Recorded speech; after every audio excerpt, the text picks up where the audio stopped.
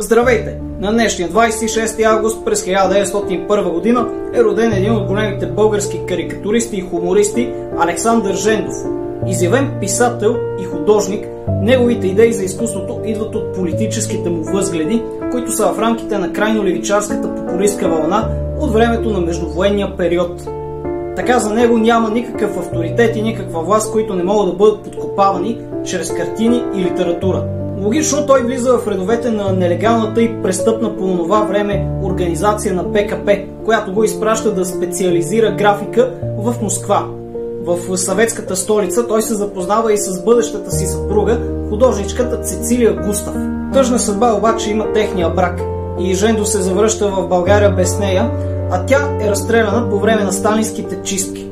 Самия Жендов по-късно сам става жертва на сталинските репресии от първото десетилетие след 9-септемврийския преврат в Народна република България.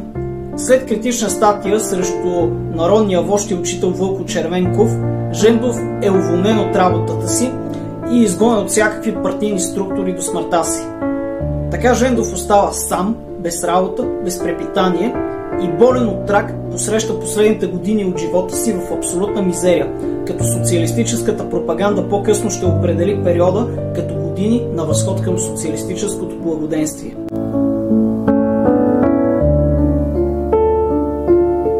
Аз съм Александър Христов от театрално дружество Конфликт. Бъдете здрави, ходете на театър и четете умни книги и гледайте хубави картини днес, за да не гледате забранено изкуство утре.